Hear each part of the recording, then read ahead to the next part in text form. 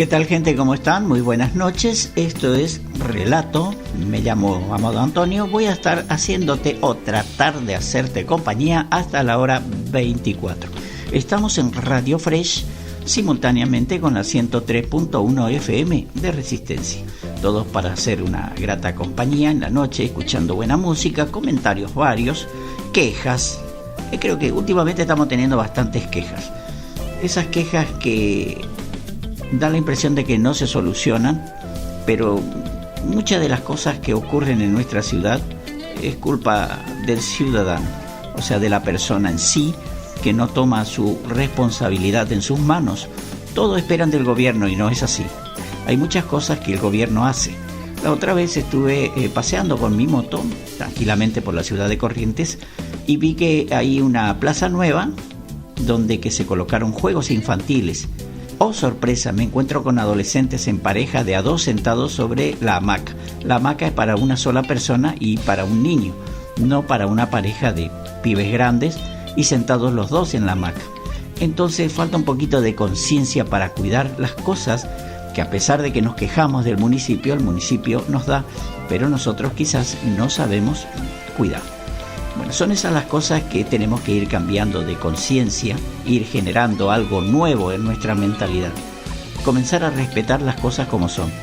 Nadie le decía nada. Yo frené, miré, había muchas madres con nenes y nadie se levantó a decirle: escuchen, niños, señoritos, eso es para los niños, no para ustedes. Vayan a sentarse en un banco que le va a soportar y no destruyan los juegos que se hacen para nuestros hijos. Pero nadie se hizo cargo de nada. Todos miraron, lo hicieron como si fuese algo natural, cosa que no es.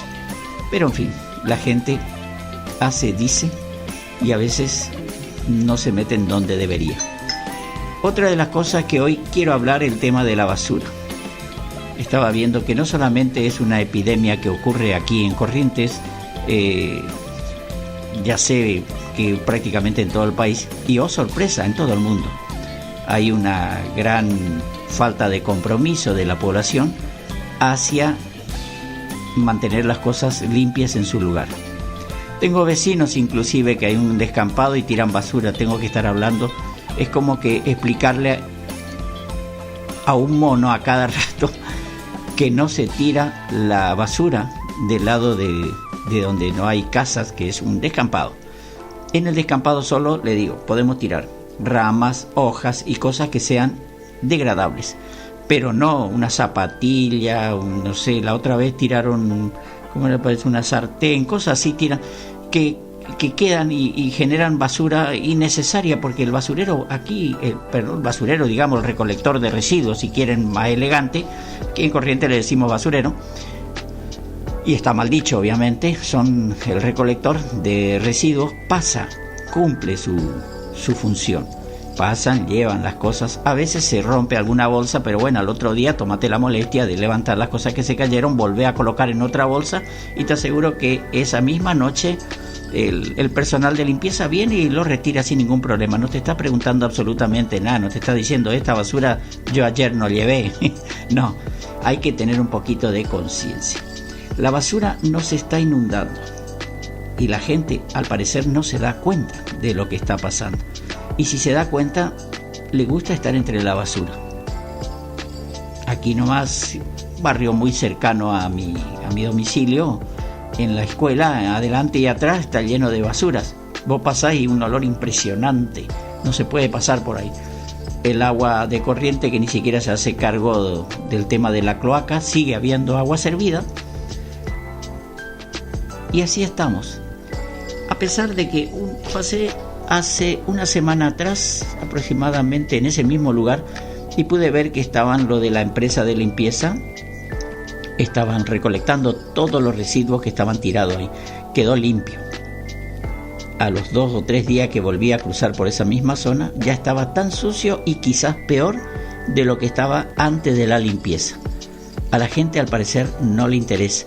Ellos ven como una obligación municipal el que tengan que venir a limpiar, pero no ven como una obligación el mantener limpio ese lugar. Ahí está el pequeño problema que estamos teniendo. En las escuelas no estaría nada mal tomarse un tiempito para ir educando a los chicos, ya sean en no molestar a los animales, no maltratar animales, no tirar basura, tener un mejor comportamiento, saber conducirse, porque ellos vienen en bicicleta y no tienen ningún reparo en cruzar en rojo y luego salimos sufriendo una desgracia y la culpa es del otro, nunca el nuestro. Son cosas que tenemos que ir cambiando y no a nivel solamente de Corrientes, a nivel mundial. La basura no se está superando.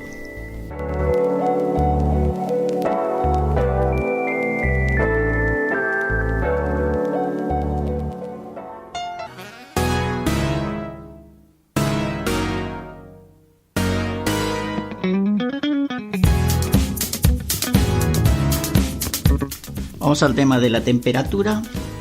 Hoy tenemos en este hermoso domingo, la verdad se presentó espectacular.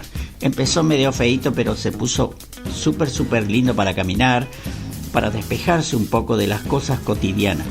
Poder disfrutar un domingo es importante porque en el domingo nos encontramos casi todos en familia. Ahora tenemos 17 grados de temperatura y una sensación térmica igual de 17 grados. Para este lunes dice que va a estar nublado con una máxima de 22 grados y una mínima de 13 grados. Para el martes 22 grados de máxima y 13 de mínima. Para el miércoles hay sol, 26 grados de máxima, 14 de mínima. El jueves se presenta un poco de nube, un poco de sol, un poco de nube. Vamos a tener 26 de máxima y 16 grados de mínima. Para el viernes 26 grados de máxima, 15 de mínima, también con un poquito de nubosidad. Para el sábado 26 grados de máxima, 15 de mínima. Y para el domingo se viene el agua. Aparentemente va a llover. 21 de máxima, 17 grados de mínima. La semana pasada ya les dije que el domingo iba a estar soleado, hermoso y lindo para disfrutar, y le pegamos. Creo que le pegué bastante. Bueno, le pegamos. Le estamos leyéndolos el tema de las temperaturas y las cosas que van a ocurrir en días siguientes. Hay veces que no tenemos esa suerte, pero en este caso sí lo tuvimos. Caminando por la avenida Maipú, dicho sea de paso, despejándome tranquilamente, tranquilidad, muy lindo. Se nota que la gente se está civilizando porque esa zona era medio jodida. Pasé por una cancha de fútbol. Hay una canchita de fútbol que ahí suelen haber grandes campeonatos, o sea que hay una persona que es responsable de ese lugar y suele pedir a veces colaboración, sobre todo a la municipalidad. No me acuerdo cómo se llama la cancha, estuve buscando en internet pero no la ubiqué, quizás si la ubico más tarde le diré. 2 zonas de basura, uno en una esquina, la otra en la siguiente, imposible de pasar, un olor espantoso. Pasé corriendo prácticamente porque no se puede respirar, es un olor nauseabundo impresionante. Es domingo y la gente salió a tirar la basura. No va a pasar el basurero, la gente salió a tirar igual porque no le importa. Lo gracioso es que miré hacia el fondo del barrio y no había basuras, es como que todos vienen y lo dejan ahí. ¿Entrará el recolector de residuos en ese barrio? Aunque es un barrio medio pesadito, pero digo yo, entrará porque toda la gente al parecer traen desde su vivienda hacia adelante. Lo mismo ocurre también en un sector acá hacia atrás, en la casa de una amiga mía. Tampoco pasa el recolector y ella tiene que caminar unos cuantos metros para llevar su basura, esperar que sea de noche y llevar, para no tener enfrentamiento con los vecinos. Entonces hay cosas que uno puede solucionar y otras que no. Ahora, hablando todo el tema de la basura, le tenemos a la señorita Silvia, que tiene algo para contarnos. Muy buenas noches, ¿cómo están todos? ¿Qué dice la audiencia de Radio Fresh? ¿Cómo estás, amado?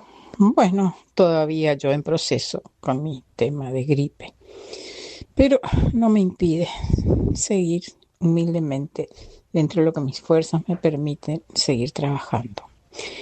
El tema de la basura, que ya es una saga, ya vamos por el 4º programa, creo, que hablamos del mismo tema. Aquí en Marechal y Quinquela Martín subsiste el mismo problema, como si no se hubiera hecho absolutamente ningún trámite. He estado analizando realmente todo este tiempo porque me cuesta creer que personas con las que convivimos a diario y nos saludamos, vecinos, gente de muy buena voluntad y todo, actúen de esa forma. Entonces tuve que no solo analizar en profundo, sino estudiar más a conciencia el problema y ver que tal vez no se trate de una cuestión de ser contestatarios, rebeldes o simplemente desafiar lo que ya está puesto, porque ya hay un cartel de la comuna que, si bien está excelente en la altura donde lo pusieron, porque ahí no hay forma que lo puedan tocar, es pequeño, tendría que ser más grande como para que lo visualicen. En primer lugar, también estuve pensando que pusimos la prohibición.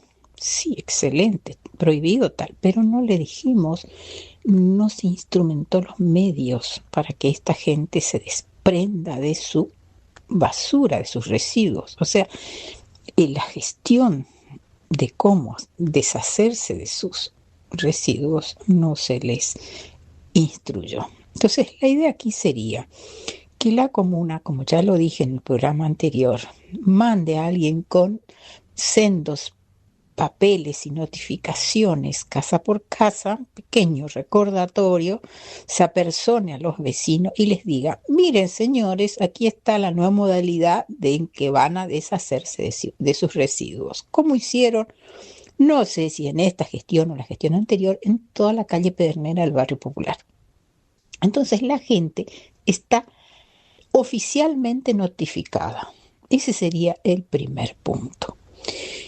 Y posteriormente a esto, también querríamos saber, porque en este momento también declaro mi ignorancia, no sé cómo proceder con mis residuos. Yo sé que los recolectores, los buenos jóvenes de la comuna, vienen en la esquina de Marichal y Quinquela, juntan todo lo que está debidamente embolsado y lo llevan. Lo otro quedan para camiones recolectores y palas mecánicas, retroexcavadoras. Bueno, el tema sería cómo ellos estarían llevando. Se acopia los restos en una esquina, como hacen en la calle Pedernera, con toda prolijidad, debidamente embolsado. No ya, por supuesto, cuando lo hagan en Quinquela y Marechal, no ocupando la cuestión del ejido que corresponde a San Jerónimo, sino los que son del Popular, pongan sus restos en la zona de ellos, o ponemos cada uno nuestras bolsitas de residuos frente a nuestros domicilios. Pasarán como digamos, pasan los camiones, porque en la Quinquela Martín veo que ponen delante y ellos al pasar retiran. ¿Qué estaría pasando con toda la cuadra comprendida en Olavarría, que es la calle, y después las otras, digamos, y Marechal, que son dos cuadras por las que el recolector no viene, porque pasa directamente por Quinquela? Entonces, la estrategia, ¿cuál sería? Dado mi análisis, creería que sería conveniente que cada uno por el momento pongamos nuestros restos delante de nuestros domicilios. Y ahí sí, una vez debidamente notificados y también los muchachos de la comuna, los recolectores, que pasen a retirar, ahí aplicar el rigor que corresponde a las personas que no cumplan. Otra cosa que quedaría en el aire estaría siendo el tema de los cortes de árboles. ¿Cómo procederíamos? También sería bueno que en otro papel adjunte nos notifiquen si cortamos árboles, los que tenemos jardines como yo no tengo ningún problema en ponerlo frente a mi vereda y llamar, y si me cobran, bueno, pagaré una vez al año, dos veces al año, cuando tengo que hacer el corte de árboles de mi jardín, y llamaré y pagaré lo que me diga la comuna. Pero como tenemos que estar constantemente en una esquina recibiendo todos los restos de los que tampoco son de nuestro barrio. y ni si fuera de nuestro barrio, no sería la forma. Entonces, sugerencia, señor intendente, sé que usted estará escuchando porque ya he hecho los arreglos del caso para que llegue. La idea, concretando y redondeando, sería, primero, que manden notificaciones a estos vecinos que se toman la libertad de venir a tirarnos delante de nuestras casas. Entonces, papelitos, notificaciones con papeles, cómo desprenderse de los restos diarios de basura, horarios de reconexión y a posteriori también la modalidad, o sea, pongo frente a mi casa o cómo. Y el tema de cuando desmalezamos nuestras casas, cuando cortamos. Ahí serían dos cosas. Tanto los restos domiciliarios que sacamos día a día y el otro que a veces lo hacemos a través de los cortes de los que tenemos jardines por el momento. Y después ya, una vez implementado, ver cómo se lleva a cabo. Y si no, también urgentemente, por favor, estamos solicitando las cámaras para que debidamente quede registrado todo cuando los vecinos no cumplen las normas vigentes. Porque, insisto, 60 años con este problema, primero sería bueno que aprendamos a respetar. Y después estaría genial, porque si no se respetan estas simples normas, por más que le hagan un punto verde, van a seguir haciendo lo mismo. Entonces, señor intendente, ¿qué le parece? Le estamos aportando la idea y la metodología de trabajo para que la muchachada que está ahí a su cargo en la municipalidad puedan implementar esto que le pedimos. Yo no creo que la mayoría de los barrios que sugieran, que pidan, lo hagan así, sugiriendo el método de trabajo. Con mucho gusto vamos a recibir a los empleados de la comuna que nos vengan a instruir sobre cómo deshacernos de nuestros restos. Señor intendente, por favor, si está en sus manos, le rogamos una solución rápida a este tema, porque va a ser una gran gestión de parte suya que termine con este caos de hace 60 años en esta esquina de Marechal y Quinquela Martín, donde los vecinos hacen caso omiso a sus carteles, a sus normativas de respuesta. Lo único positivo que puedo decir es que algunas personas han embolsado sus basuras. De todo esto es lo único que vi, que salió positivo, pero después fuera de horarios, días que no van a... Ahora, hoy, domingo, un desastre nuevamente. Señor intendente, le agradezco que haya escuchado. Soy Silvia Ranciaro, quien habla y generalmente hace estos reportajes para Radio Fresh, el programa Relato. Muy buenas noches, un gusto, señor intendente. Bueno, así estuvo hablando nuestra querida amiga Silvia Ranciaro. Me escribieron aquí al teléfono que la cancha se llama Negro Cantero. Está en el barrio San Marcos. Yo dije barrio Canindeyú, nada que ver. Dice que es en el barrio San Marcos. También hay un club social deportivo que se llama San Marcos. Y digo yo, si hay un club deportivo y social, ¿por qué no se encargan de sacar esa mugre que está prácticamente frente a su cancha? ¿Qué estará pasando que se escucha feo? Bueno, vamos a seguir entonces. Esto es Relato.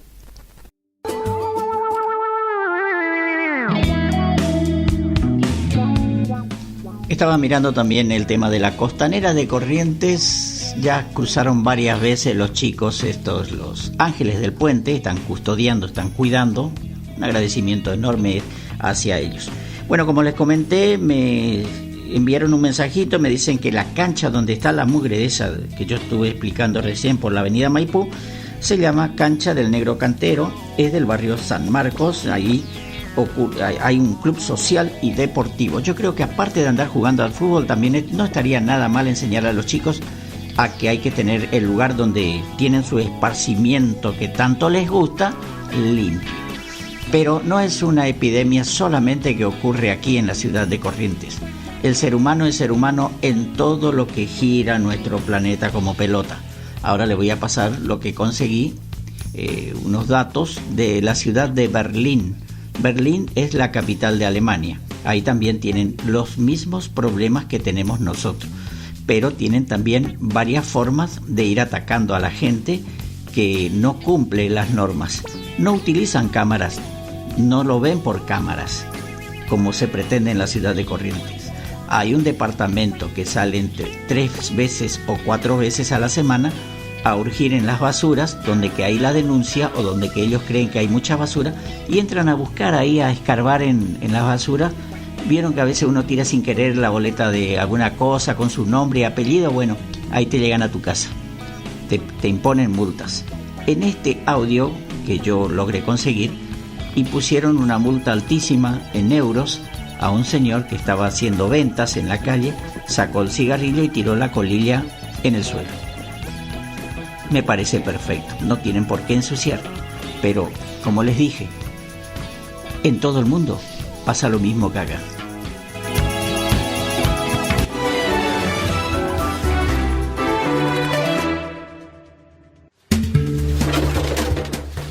Detrás de los autos, entre ellos, a la entrada o dentro de los parques, todo hay que sacarlo a mano. Las calles y los parques de Berlín se están convirtiendo en vertederos. Exigir responsabilidades puede ser peligroso. 2 veces intentaron atropellarme con un auto. Un ciudadano me destrozó el pulgar. Empresas de recogidas de residuos, trabajadores forestales e iniciativas ciudadanas luchan a diario contra la basura. Lo limpias todo el viernes, vuelves el sábado y todo vuelve a estar sucio.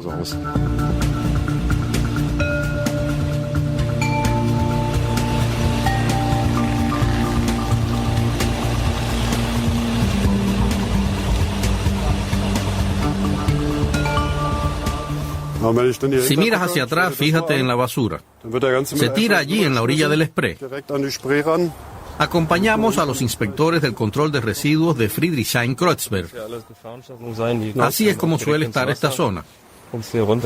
Por allí ya lo han limpiado, pero por aquí todavía está lleno de basura. No tardará mucho en volverse a llenar de basura. Es una pena.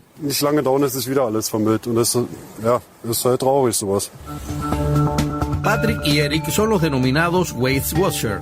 Su tarea es mantener limpio el barrio e intervenir cuando la basura se acumula en la calle. Tenemos varios equipos en servicio y salimos 3 o 4 veces por semana.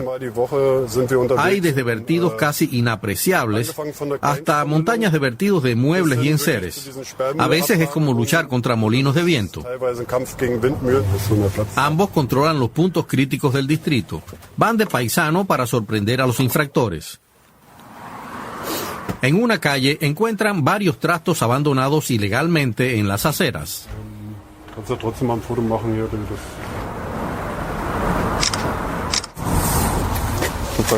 De regalo, llévame contigo, típico.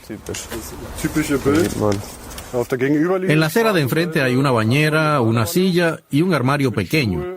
Apuesto a que si recorres esta calle tendrías prácticamente todo lo necesario para amueblar una casa. Lo tiran todo ahí, a la gente le da igual. Entonces, los 2 inspectores dan con una pista que los llevará directamente hasta un infractor. En la caja... Espera un momento. Aquí tenemos algo. Sí, calle Rigau Strasse 101. Aquí tenemos a un responsable. Quizás baje.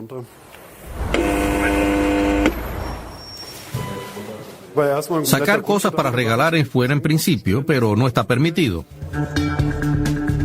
El responsable de la basura tendrá que pagar una multa. La supuesta buena acción es una infracción. En su lucha contra la basura, los Waste Watcher no tienen reparos. Para ellos, los residuos son una mina de pistas sobre los infractores. Para nosotros es importante ver si se puede encontrar algo. Por suerte, tenemos guantes. No es agradable hurgar en la basura. Pero lo hacemos porque existe la posibilidad de identificar al responsable. Siempre hay que tener cuidado con lo que se toca. Ya hemos encontrado jeringuillas, objetos cortantes, cosas asquerosas. No puedes tener reparos. Vamos a ver el bidón que he visto. Justo enfrente hay una escuela y una guardería. Esto no debería pasar. Como se puede ver, son sustancias peligrosas. No entiendo cómo es que alguien las deja aquí. Está claro que no es bueno que los niños jueguen con esto. Es inexplicable. Nos lo vamos a llevar y lo eliminaremos como corresponde.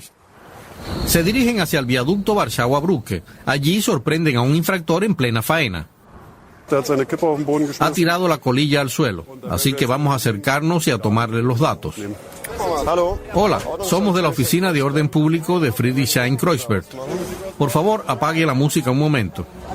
El cigarrillo que acaba de fumar no se puede tirar al suelo. Eso constituye una infracción. Puede prestar declaración si quiere, pero no está obligado. Necesito su documento de identidad, por favor. ¿La dirección no ha cambiado? Al infractor le espera una multa de 250 euros. Reacciona con calma, pero no siempre es así. Personalmente ya he sufrido varias agresiones. 2 veces intentaron atropellarme con un auto. Un ciudadano me destrozó el pulgar. Hay que aprender a convivir con eso. No puedes dejar que te afecte. Tommy Holper, un berlinés harto de la suciedad delante de su casa, decidió simplificar las cosas. La aplicación del ayuntamiento le parecía demasiado complicada. Siempre lleva un poco más de tiempo. Hay que introducir los datos para hacer la denuncia. Y en algún momento me di cuenta de que ya no tenía energía para todo eso cada vez que veía basura. Y pensé que podría hacerse más fácilmente. Así que desarrolló su propia aplicación de denuncias. La idea es sencilla: hacer una foto, compartir la ubicación y el aviso queda notificado. Soy de Holanda, nací allí y nunca vi esto. Recuerdo que hace 20 años, cuando había basura cerca de mi escuela, el ayuntamiento colocaba contenedores enormes. Así que todo el mundo tenía claro dónde debía ir la basura. Esas soluciones pragmáticas faltan aquí. En el mapa se ven los puntos críticos de basura, sobre todo en el barrio de Wedding. Tommy Holper espera que, si denunciar resulta más fácil, la gente participará más y la basura se retirará antes. Uno de los peores lugares es una calle junto al Parque Reberge, donde, según un vecino, se deposita sobre todo basura comercial ilegal. Ayer por la mañana llegué aquí y estaba lleno de placas de Aiton con amianto. Simplemente las depositan en el parque.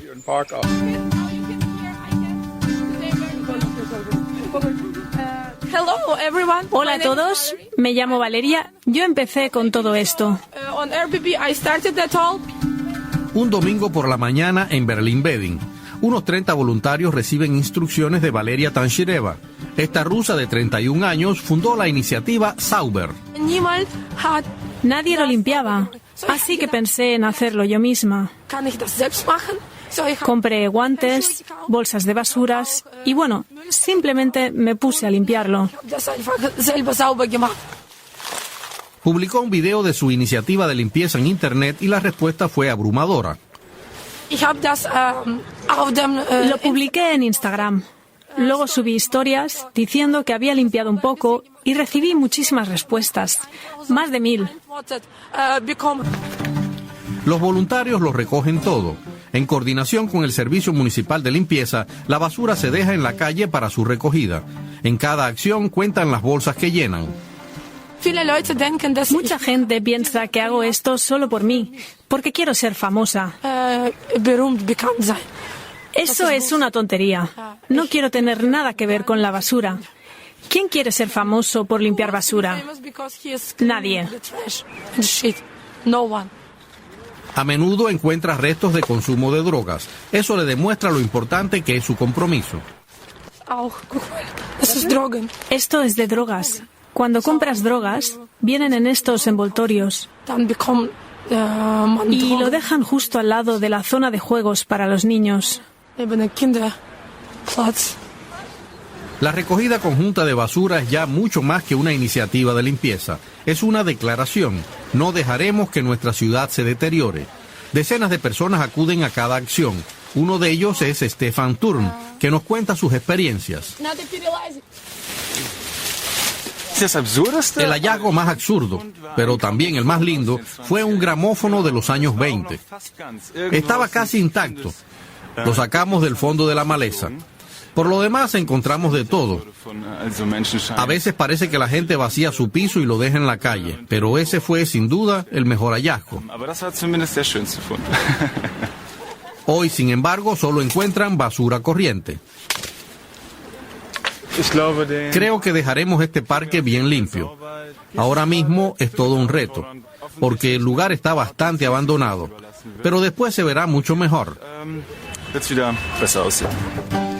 Tras más de 3 horas recogiendo basura, todos están algo cansados pero satisfechos. Hoy han recogido 98 bolsas y el parque está visiblemente más limpio. Te sientes muy bien. Por un lado, te sientes eficaz, que eres parte de la solución y no el problema. Y por otro, formas parte de un grupo de personas estupendo y es divertido. Los residuos voluminosos se los dejan a los servicios municipales. Por todas partes, de árbol en árbol, basura doméstica.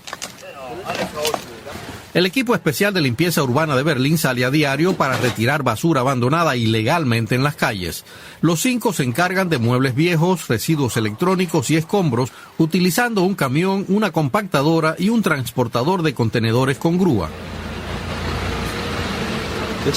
Ahora entramos en una calle donde se deposita mucho material industrial.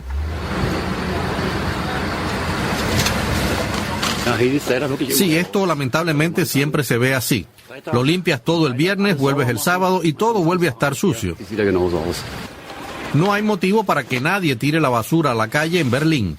Hay 14 centros de reciclaje donde se pueden entregar los residuos domésticos casi siempre de forma gratuita. Los residuos comerciales, en cambio, deben eliminarse adecuadamente y eso cuesta dinero. Por eso muchos muebles y aparatos electrónicos acaban en la calle. Ahora tenemos un frigorífico. Esto ocurre todos los días, por desgracia. Todos los días recogemos esto en la vía pública. Este ya es el 5º de hoy. Y no son más que las 9 de la mañana. El trabajo es agotador. Detrás de los autos, entre ellos, a la entrada o dentro de los parques, todo se recoge a mano. Hay que cargarlo todo y volver a descargarlo. Poco trabajo con máquinas, casi todo a mano. Cada día retiran de las calles hasta 3 toneladas de basura, incluidos materiales peligrosos como productos químicos o aceite usado. Aceite usado en una botella de agua. Otra más.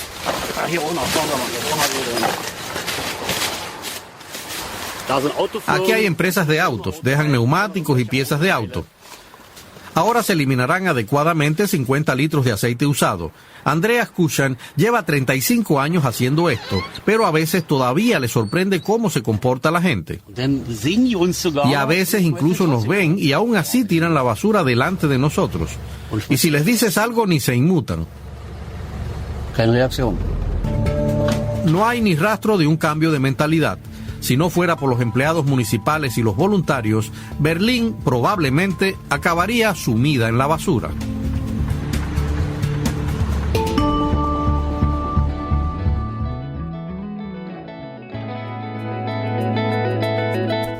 Por eso digo siempre que no solamente ocurren este tipo de cosas en la ciudad de Corrientes, ocurre en todo el planeta. Hay personas que parece ser que se intercomunican para hacer sucios, dejar las cosas en lugares donde no corresponde. Grupos de chicos, como lograron escuchar, se juntan para limpiar. Y lo más gracioso que estuve prestando atención al audio, y uno holandés hizo una aplicación y una rusa es la que se puso a limpiar. Ningún alemán. Ven, a veces las personas extranjeras son las más preocupadas por la ciudad de uno que las mismas personas que viven en ella. Y lo peor es que le dicen a esta chica rusa de que se quiere hacer famosa, porque nunca falta la persona tonta que vos querés hacer algo bueno y trata de ponerte palos en la rueda. Siempre ocurre en eso. Es lamentable, es la humanidad.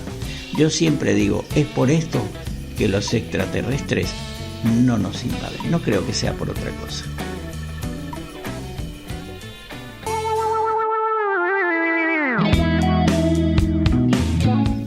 Estoy mirando el puente General Belgrano. Qué cantidad impresionante de autos, camiones, colectivos que están cruzando y que cruzan siempre. ¿A dónde va todo ese dinero? Vaya uno a saber. Bueno, pasemos a la parte de reciclaje. Es la palabra que nos gusta a nosotros. Todavía tenemos dentro de nuestras cabecitas de que todo se recicla y no es así. Hay más un negociado oscuro, fraudulento en el tema del reciclaje, más de lo que el reciclaje realmente vale.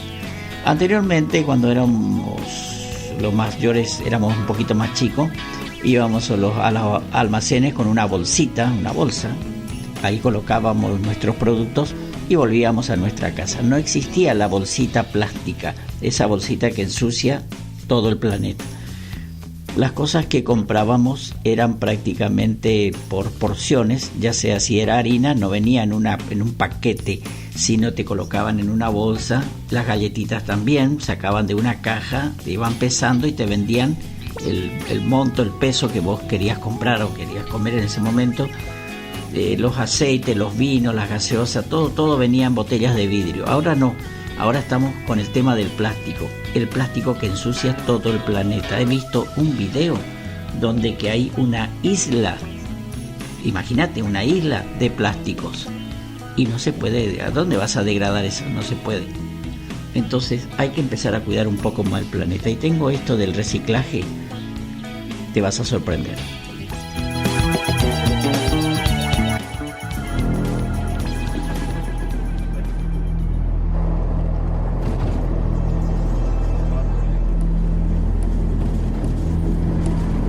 A lo largo del último año, hemos investigado lo que ocurre realmente con el reciclaje de nuestro plástico.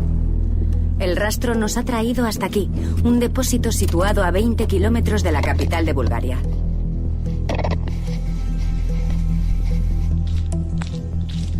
Nada más amanecer, entramos en las instalaciones. Descubrimos envases producidos por algunas de las mayores marcas de bienes de consumo del mundo. Nestlé, Pepsi-Cola, Mars. Prometieron que este material se reciclaría. Pero lo hemos descubierto aquí, enviado a 3.000 kilómetros de distancia de un extremo al otro de Europa, no para ser reciclado, sino aparentemente para ser quemado. En este documental investigaremos el sucio secreto de la industria global del envase. Destaparemos una red mundial donde el plástico se quema, se esconde, se trafica con él y se desecha. Esto es 100% irreciclable. ¿Por qué nos han contado una historia sobre el reciclaje que no se corresponde con la realidad? Obtienen miles y miles de millones de dólares de beneficios.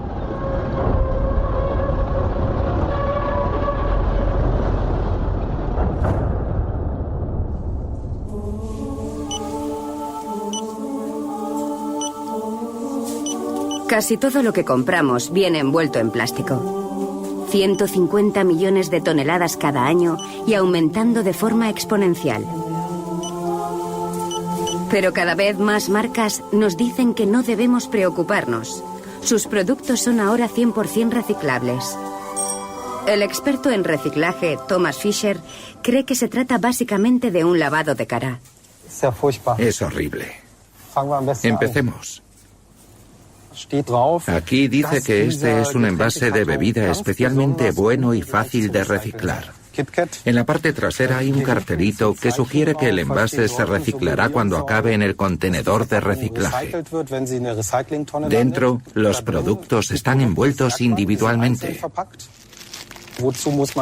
¿Por qué demonios hay que meter 4 paquetes individuales en otro envoltorio? Los envases respetuosos con el medio ambiente se están convirtiendo en un criterio de compra cada vez más importante. Y eso ha hecho que muchas empresas empiecen a hacer trampas porque se dan cuenta de que no pueden vender sin algún tipo de eslogan ecológico. Y sobre todo envases tan absurdos como el que tenemos aquí para una salchicha orgánica de Nestlé, con la palabra reciclable escrita en él. ¿Y qué se supone que tiene que provocar en la mente de la gente? Compra mi producto en este envase completamente inútil y sobreenvasado. Y aquí nos están lanzando eslóganes ecológicos del tipo: ayúdanos a reciclar y a hacer que el mundo sea un poco mejor. Bajo la presión de sus clientes para que den una respuesta a la avalancha de plástico, las marcas más importantes del mundo nos tranquilizan con objetivos y promesas cada vez más ambiciosos. Nestlé se compromete oficialmente a que el 100% de sus envases sean reciclables en 2025. Hasta el último fragmento. Algo llamado economía circular. Por favor, ayúdanos a cerrar el círculo del plástico y hagamos que nuestro planeta azul vuelva a ser azul.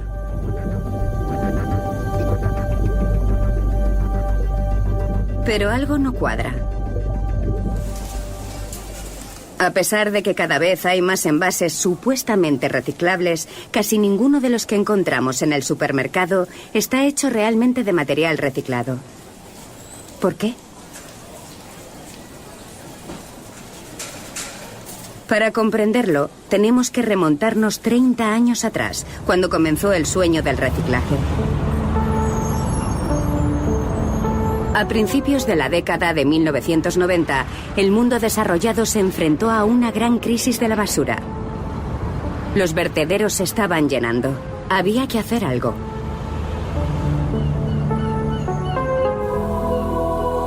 Así que en Alemania idearon un nuevo sistema radical. Diferentes productos están marcados con una misteriosa señal.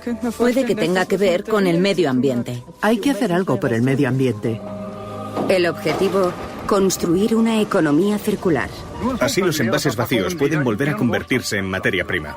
El sistema se extendió por el mundo occidental. Esto es un punto verde. Este pequeño punto verde. Se ha lanzado una gran campaña para reciclar los residuos domésticos. Entramos en una nueva era contra los residuos y la contaminación. En decenas de países occidentales se enseñó a los ciudadanos a separar sus residuos en distintos contenedores para que el plástico, el papel y el metal se pudieran reciclar una y otra vez. Por cada metro cúbico de papel de periódico que reciclas, se salva un árbol. Esta gran nueva infraestructura la pagamos nosotros. En algunos países, a través de impuestos. En otros, mediante una tasa en cada envase que compramos. ¿Cómo es posible, entonces, que 3 décadas después estemos produciendo más envases hechos con plástico nuevo que nunca?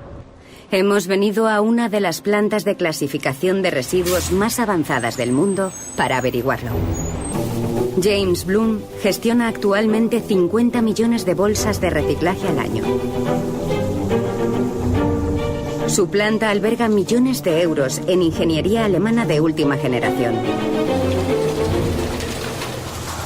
Este es nuestro primer tambor de cribado. Solo 15 minutos después, al final del proceso, llegan 14 fracciones clasificadas: metal, papel y 12 tipos de plástico. A primera vista, parece un sistema que funciona. Pero mientras que el metal y el papel se convertirán con toda probabilidad en otro envase, el plástico casi con toda seguridad no lo hará. El plástico que desechamos suele ser demasiado difícil y sucio para reciclarlo de forma barata.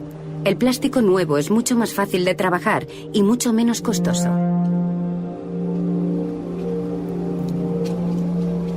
A nivel mundial, solo alrededor del 2% de los envases de plástico rota en un círculo cerrado.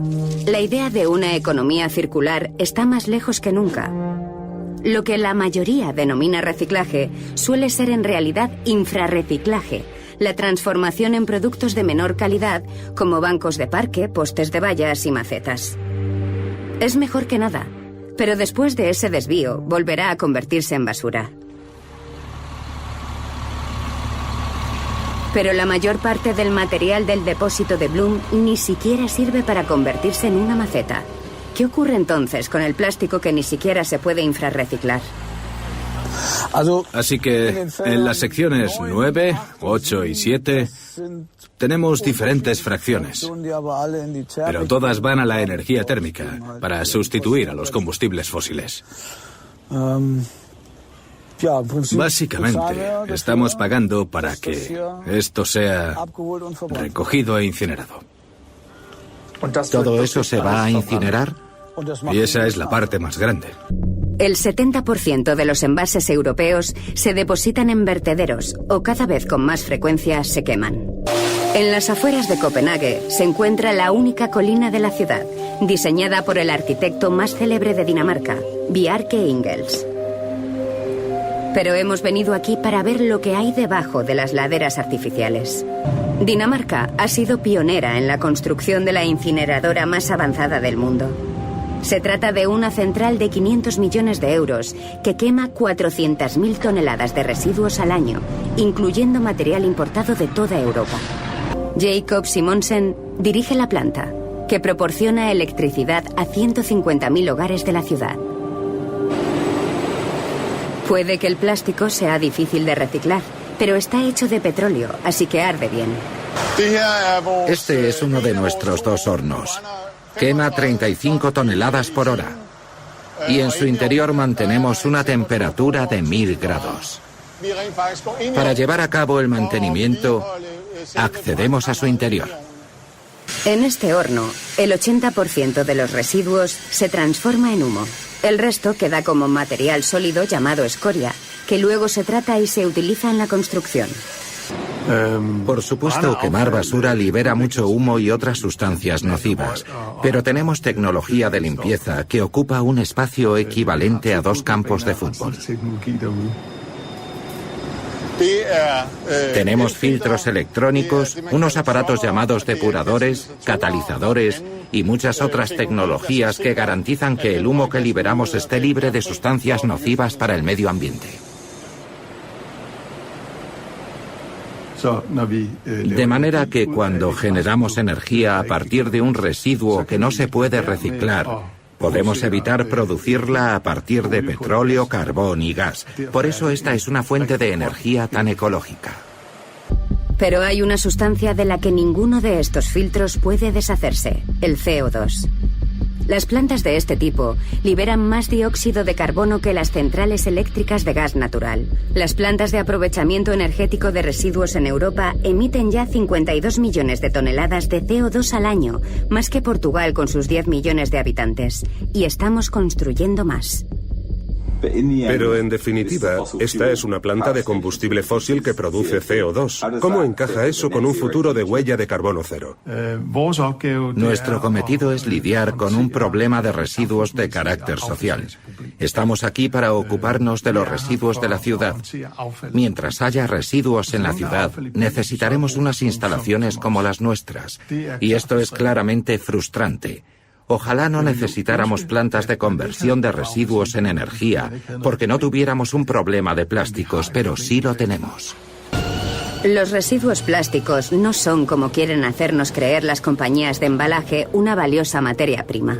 Deshacerse de ellos constituye un problema. Y durante 2 décadas, Occidente tuvo una solución sencilla para este problema. Los enviaron a China.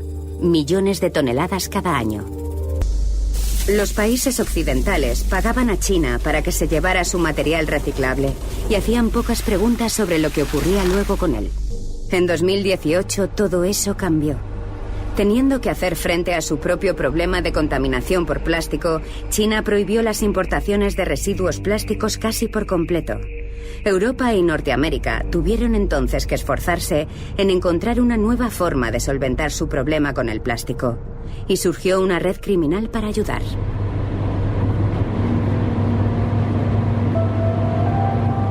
Para entender cómo funciona el mercado negro del plástico, decidimos actuar de forma encubierta. Reclutamos a un miembro de la industria del plástico para que nos ayudara. Haría el papel de agente de residuos, uno de los intermediarios que organizan los acuerdos internacionales sobre residuos. Le llamamos Kumar. Creamos una página web falsa y conseguimos un teléfono de prepago. Luego nos pusimos en contacto con distribuidores de residuos de todo el mundo dispuestos a aceptar residuos de plástico de baja calidad. En breve encontramos un señuelo, un agente turco.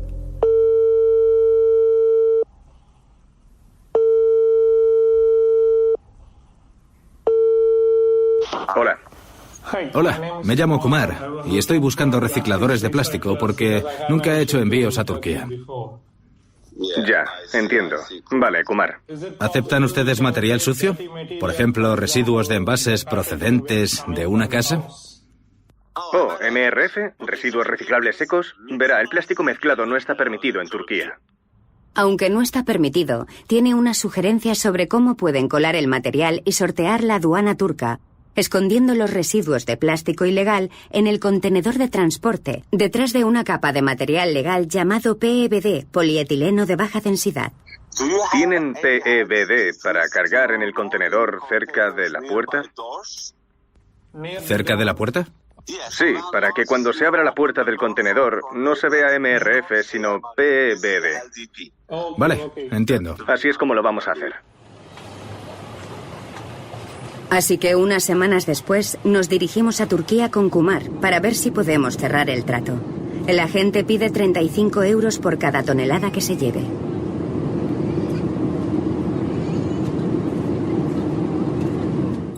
Cuando China prohibió el plástico, los agentes empezaron a enviar residuos a otros países del sur de Asia: Malasia, Filipinas, Vietnam, Indonesia. Uno tras otro, también han tomado medidas contra las importaciones. En 2020, una cuarta parte de las exportaciones de residuos de Europa iban a parar a Turquía, gran parte de ellos clasificados como reciclados. Antes de reunirnos con el agente, queremos averiguar si este plástico importado se recicla realmente de forma fiable. Concertamos una cita con Sedat Gündoğdu, un científico y activista que ha hecho un seguimiento de los vertederos ilegales que han ido apareciendo en Turquía. Este es uno de los vertederos más importantes. Aquí la gente hace parapente. Se practica turismo de naturaleza y justo detrás hay un vertedero ilegal gigantesco. Es obvio que se trata de otro fraude. También recopila datos sobre los lugares donde se ha quemado plástico ilegalmente, un problema que ha aumentado rápidamente en los últimos años. Hoy ha venido aquí por un chivatazo sobre un vertedero en las afueras de Adana. Una persona que vive aquí ha informado sobre este lugar a un contacto que tengo en Internet. Le dijo que aquí se hacen siempre vertidos ilegales. Se producen incendios, así que no podemos abrir las ventanillas por el humo. ¿Puedes aparcar en la zona con menos polvo? El chivatazo era correcto. El sitio es otro vertedero ilegal. Bajo este polvo negro se esconden residuos de plástico hasta una profundidad de 3 metros. Mira. A medida que voy excavando, salen más residuos. Sí, alemán. Este es inglés o irlandés, no estoy seguro. Del supermercado Lidl. Polaco. De otro gran supermercado. Tesco. Salami italiano. Cuesta 3 libras, pero nosotros lo tenemos gratis. Por favor, recicla. Muy curioso. Aquí hay miles de productos y en todos ellos pone reciclaje. Todos son reciclables. Todos tienen las flechas verdes, el punto verde. Es un fraude y punto. Para que podamos consumir más plástico. Los ciudadanos británicos y alemanes están pagando dinero para que sus residuos sean clasificados, recogidos y reciclados o eliminados. Eso es lo que se asegura. Pero no es en absoluto el caso. Lo que ocurre en realidad es que lo vierten y lo entierran aquí. En cuanto a los fraudes que ha señalado, nos gustaría saber qué clase de individuos o grupos criminales están involucrados en esto. Esta gente es muy eficiente. Se asesoran en cuestiones legales, así que saben dónde pueden estar las lagunas. Conocen las prácticas administrativas y, si es necesario, pueden recurrir a la corrupción. Y eso hace que la investigación e incluso la detección sean extremadamente difíciles. Es imposible revisar cada contenedor cada día en cada punto. Por supuesto, se trata de un mercado extremadamente lucrativo e interesante que atrae al crimen organizado. Los beneficios rondan los 11.000 o 12.000 millones de dólares a nivel global y son muy similares a los ingresos que genera el tráfico de personas.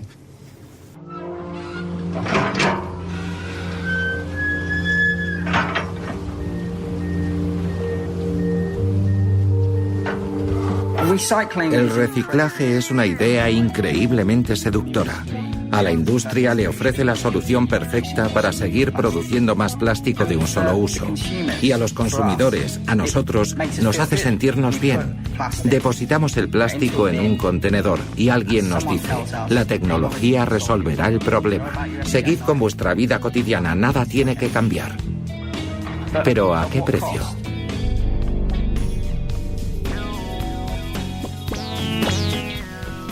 Increíble lo que pasa con este tema del reciclaje, ¿verdad? A nivel mundial está hablando. El reciclaje en sí no existe. Seguimos fundiendo el planeta, lo seguimos contaminando. Seguimos haciendo las cosas que no deberíamos. A pesar de que la mayoría de la gente creemos, yo también, luego de escuchar y de ver este video, pensaba de que todos los productos que venía con el dibujito de para reciclar o reciclado y todas esas cosas, me ponía un poco contento porque decía, bueno, están haciendo algo por el planeta. En mi ciudad de Corrientes hay puntos verdes. ¿Qué harán con los residuos? Estaría bueno averiguar qué se hacen con los residuos, a dónde se van, porque hay personas que se toman la molestia de poner el plástico, el papel, la botella, el vidrio, lo que sea, y no están tomando de, ya sabe de qué, de tontos.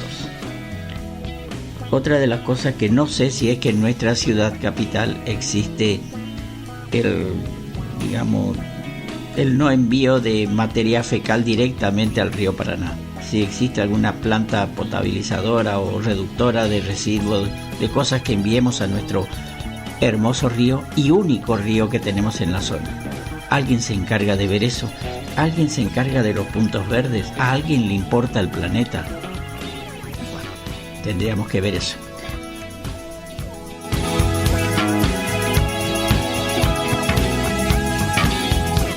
Vamos a algo más divertido, a una cosa de que todos tenemos un animalito en nuestra casa. Y más de una vez queremos saber qué es lo que quiere. Recién nada más mi perrita andaba llorando y no sabía qué es lo que quería. Más o menos te imaginas qué puede ser lo que quiere el animal. Entonces le abrí la puerta, a ver, salió un rato. Después entró, siguió llorando y ahí me tenía ahí. A mí se me hace que solamente tenía ganas de molestarme. No es lo que quería algo, sino quería molestarme. Y bueno, son cosas que suele ocurrir. La mayoría de nosotros conocemos a nuestros animales. Sabemos lo que quieren según la forma en la que está. Algunos están dando vueltas, te vienen a mirar, se quedan sentados al lado de vos, te lloran y cosas así. Uno se da cuenta cuando tiene ganas de hacer necesidades o cuando tiene hambre o cuando tiene alguna cosa así. He visto videos en los que los gatos se acercan a sus platos y empiezan a golpear el plato para llamar la atención de su dueño y así les sirvan sus croquetas. Pero los japoneses, sí creo que los japoneses, inventaron y lo están vendiendo una especie de collar en el que el animal se puede expresar. No son muchas las palabras, son palabritas estándar, pero según dicen los japoneses, es lo que pide el animal. ¿Será cierto? Uno nunca sabe. Pero que se está vendiendo y no es barato. Son unos $120, creo que, no me acuerdo bien. Y se vende mucho porque la gente quiere saber o quiere entender qué es lo que quiere su animal en cierto momento. Yo por ahora estoy bien así. Que sigan silenciosos moviendo la cola. $120 le duele a cualquiera y tengo 3. Vamos al audio. Juan Manuel, lo que era ficción hoy aparentemente, ponemos un signo de interrogación. Hay una compañía en China que utilizando inteligencia artificial dice haber logrado un traductor de mascotas. Y hemos traído a alguien que viene acompañado además, la doctora, la veterinaria Cecilia Díaz Lovera, con Ada, ¿no? Ada, ¿cómo estás? Es mi perrita, la Ada. No muerde, ¿no? No muerde. Ella es una abandonada, una agradecida, porque fue abandonada en la clínica y yo la adopté. No, evidentemente está nerviosa porque está tiritando. Está nerviosa, pero sí. siento que ahora tirita menos que antes, fíjate, cuando la estábamos viendo. Está más tranquila. Porque ya la avisamos. Tú lo pones nervioso, pero yo me acerqué y se tranquilizó. Ella te quiere.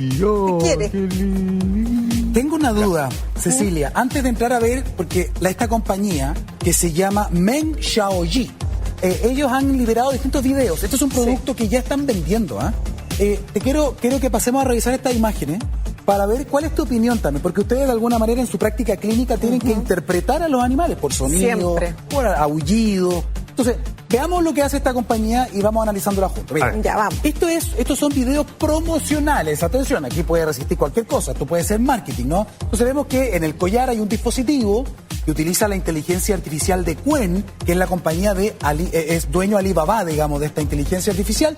Y según lo que ofrece la compañía, puede interpretar ladridos y maullidos con una eficacia del 94% en cuanto a emociones básicas. Básicas. Entonces, han hecho videos, más que los promocionales, han hecho videos reales, si es que los podemos mostrar y los vamos comentando. Esto no tiene doblaje, lo doblamos nosotros. A ver. Show you the demo. I have to make her noise. I'm sorry, baby. Le estaba pegando para acá un sonido. Ahí hizo un sonido. Sí. Miss Narelle. Pippi doesn't want that thing near right here. No quiero eso al lado mío. Déjame. Con el sonido que hizo, le hace esa interpretación. Claro, le pegó para que hiciera el sonido. Mira, hay otro. Le dice, te amo. Mira.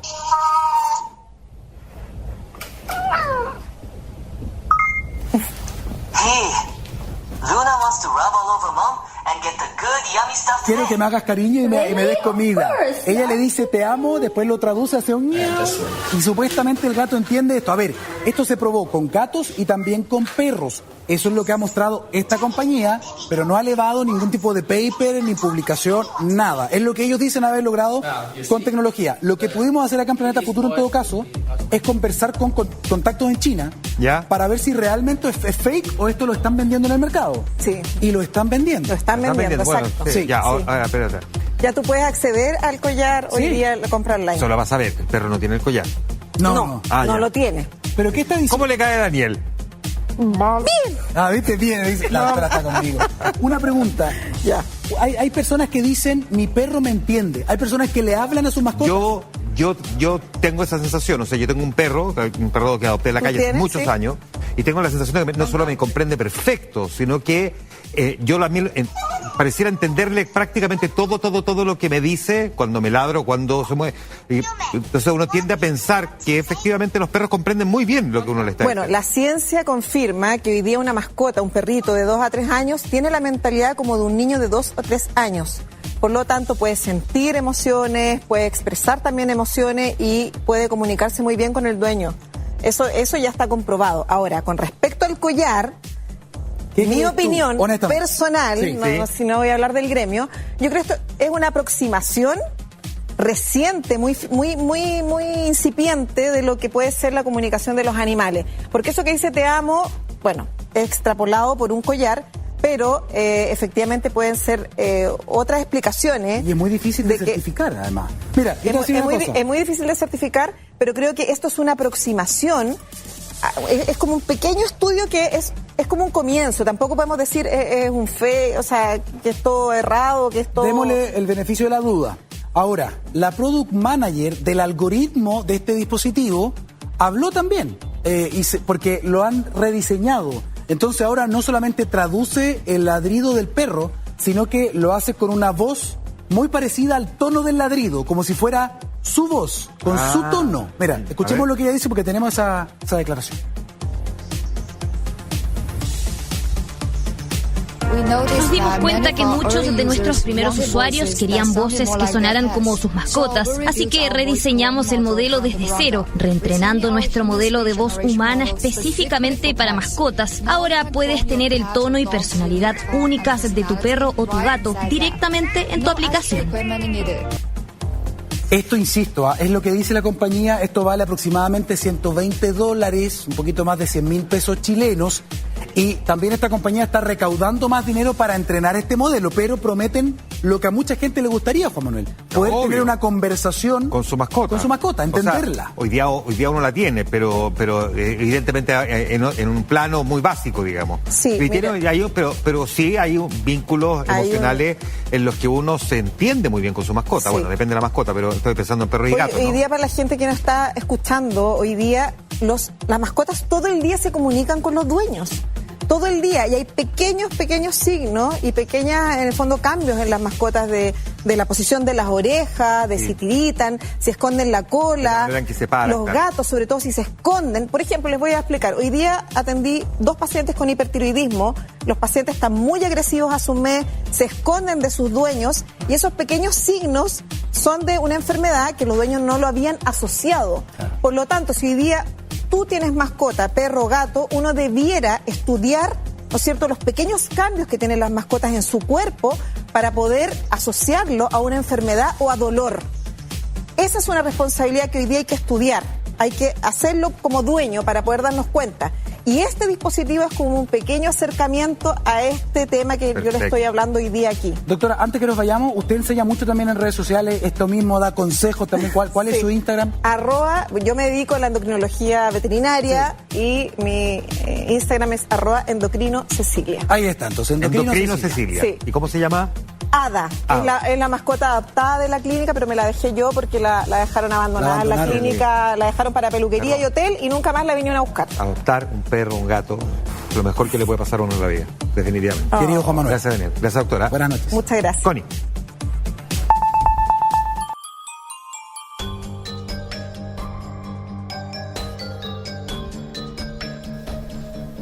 Qué bueno sería tener un collarcito para poder comunicarse con tu animal. Pero por ahora le miramos, le conocemos lo que quiere, lo que no quiere según su posición, así como dijo la médica veterinaria. Y nosotros, mientras tanto, comenzamos con la parte de terror y suspenso. En esta noche me llamó una maestra de una escuela primaria aquí de la ciudad capital. Me estaba comentando lo que le sucedió a ella en su establecimiento. Dice que se puso a tratar de trabajar frente a una pizarra porque estaba preparando la pizarra. Era, creo que, el aniversario de su escuela. Y en eso, mientras ella estaba de espaldas, sufre un tirón de pelos. Bastante fuerte porque dijo que le hizo decir ahí. O sea, es bastante fuerte. Como no le hizo caso al primer tirón, volvió a tener un segundo tirón. Entonces miró hacia atrás y se dio cuenta que no había nadie. ¿Quién fue? Ya sabemos, un poltergeist, de lo que vamos a hablar ahora dentro de instantes. También en su escuela ocurren cosas raras, como la aparición de una maestra en un momento determinado. Dice que entró al colegio, se presentó como maestra del primer grado, venía a solicitar ese puesto. Fue de extrañeza para todos, ya que no es la forma de entrar a pedir. El trabajo de maestra viene por el ministerio. Pero en fin, no quisieron decirle que no, le pidieron que la acompañara. Esta señora se sentó un rato mientras esperaba a la vicedirectora y luego vino, le pidió que para pasar a su despacho. El despacho está cruzando, creo que un patio, según lo que me contó. Iban yendo algunas maestras con la vice y atrás iba la supuesta nueva maestra. Pero ¿qué pasó? Al darse vuelta una de las maestras del establecimiento a mirar hacia atrás, se da cuenta que la maestra que estaba pidiendo el primer grado en el patio desapareció. Se fumó, nunca más la volvieron a ver. Cosas extrañas que ocurren en esa escuela, ¿verdad? Otra de las cosas que me contó y que me estoy acordando bastante bien es que en un grado una maestra pudo ver en 2 oportunidades, mirando de reojo, porque así directamente desaparece, a una maestra sentada en su escritorio. Imagínate dar las clases y en 2 oportunidades que te aparezca. No llegué a entender bien si era esta aparición en el mismo día o en días distintos. Otro de los casos que también ocurrió en este mismo establecimiento escolar aquí de nuestra ciudad capital, en una zona muy conocida, por supuesto no voy a decir el nombre, no viene al caso. También vieron a un sujeto, una persona mayor, como podría ser un supervisor, caminando por sus pasillos. Algo pasa en esta escuela. Una maestra que la semana pasada sufre un ataque de un fantasma, no sé si es fantasma, yo ya le había dicho de que no creo que sea un fantasma, los fantasmas no atacan, los entes sí, los entes maléficos, eso sí atacan.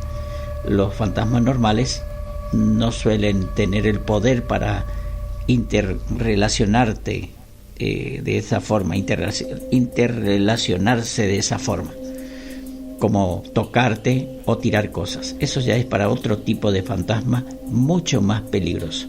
Vamos al audio.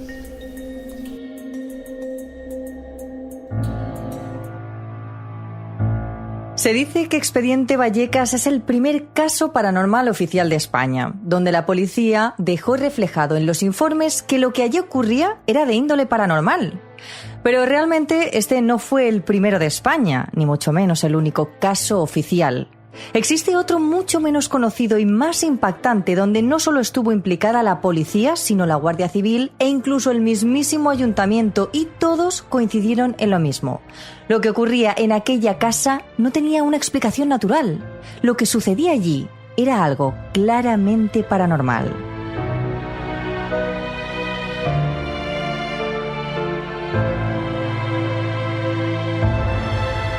Este caso ocurrió en Valencia y la prensa lo bautizó como la Casa de Tócame Roque, aunque popularmente era conocido como el Duende del Esparto por el nombre de la plaza donde se ubicaba. Allí, a principios del siglo XX, una familia humilde que vivía en un semisótano en una de las plazas más transitadas de Valencia comenzó a vivir todo tipo de sucesos paranormales. Pero la cosa escaló hasta tal punto que ya no solo lo sufrían ellos, sino también los vecinos de todo el bloque e incluso los de los edificios colindantes. Pánico colectivo, intervenciones policiales, misas para las almas del purgatorio y una ciudad entera pendiente de lo que ocurría en aquella casa. Terrores nocturnos con Emma Entrena y Silvia Ortiz.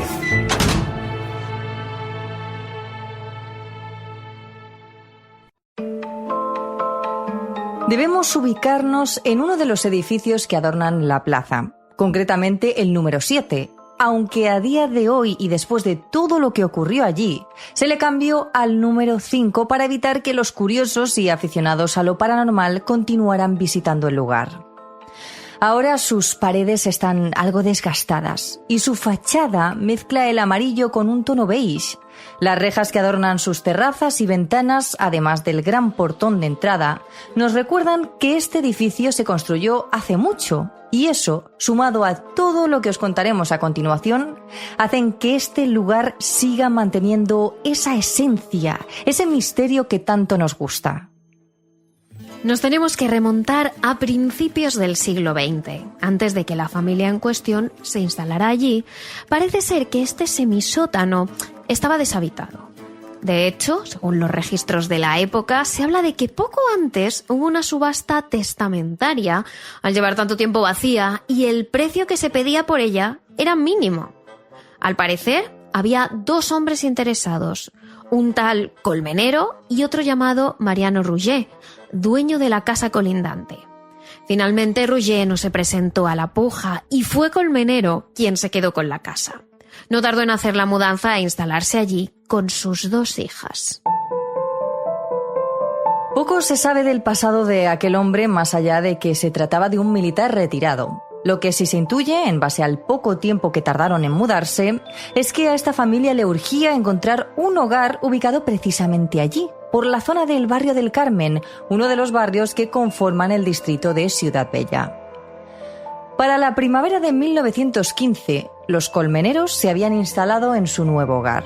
Estaban contentos, habían empezado a explorar la zona y a conocer sus vecinos. Todo marchaba bien, hasta que empezaron los ruidos.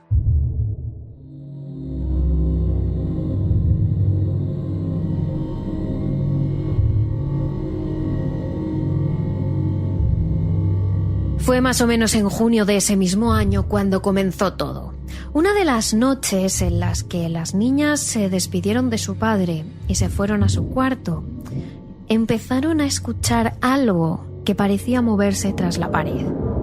Estuvieron un rato apoyando la oreja en diferentes zonas del muro, incluso en el suelo, pero cada vez que sonaba otro ruido, este se movía de lugar. Nunca antes habían escuchado eso y les pareció bastante extraño. Algo nerviosas avisaron a su padre, que también presenció aquellos ruidos, pero que les dijo que seguramente serían los vecinos y que descansaran tranquilas. Aunque él mismo pensó que siendo ya de noche, a esas horas, no era momento de hacer ruido y menos de dar golpecitos o rascar las paredes. Pero no le dio mucha importancia. Lo malo es que la situación siguió repitiéndose las siguientes noches. La familia Colmenero empezó a dormir peor por las noches porque a veces esos pasos y esos golpes sonaban tan fuertes que parecían venir de su propia casa. No fueron pocas las veces que el hombre se despertó en plena noche asustado y llegó a inspeccionar la casa pensando que quizás alguien o algún animal se habían colado, pero nunca había nada. Según fueron pasando las noches, la paciencia de aquel hombre empezó a desaparecer. Ya había tomado por costumbre quedarse vigilando a través de las ventanas que daban a la calle, porque una de sus teorías principales era que quizás esos ruidos no eran de los vecinos, sino del exterior. Pero él mismo acabó dándose cuenta de que era imposible. Desesperados, la familia llegó a llamar uno a todos los vecinos para rogarles que pararan con esos ruidos, que no les dejaban dormir, y que con el paso del tiempo sonaban incluso de día. Pero lo peor fue escuchar en boca de todos ellos que ninguno era el culpable de provocar esos ruidos. Es más, todos dijeron que también los escuchaban y tenían que soportarlos noche tras noche. Pero entonces, ¿quién era el causante de todo?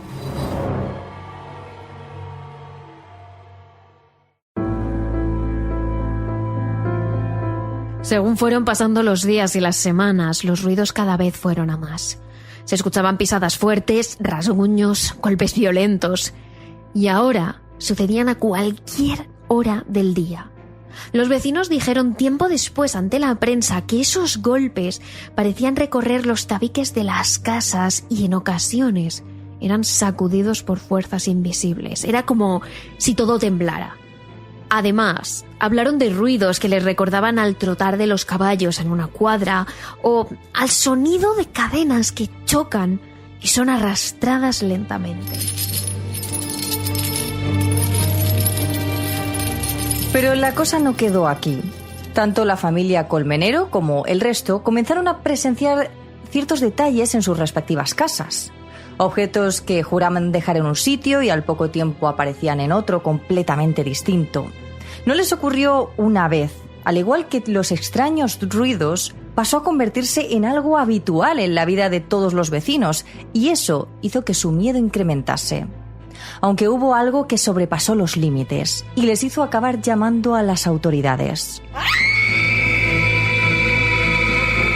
Una de esas noches, un grito desgarrador de mujer despertó a todo el edificio. Los colmeneros se levantaron sobresaltados con el corazón a 1000 por hora. Pero les aterrorizó más ver cómo todos los vecinos salían al rellano afirmando haber escuchado lo mismo. Y todos querían saberlo. ¿De dónde procedía? Una vez más, los vecinos estaban en pijama en el portal.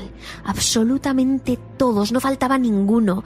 Padres, niños, ancianos.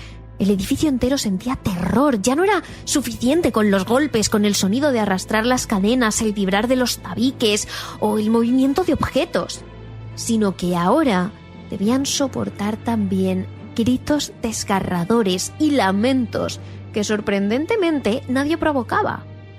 Al menos nadie de carne y hueso.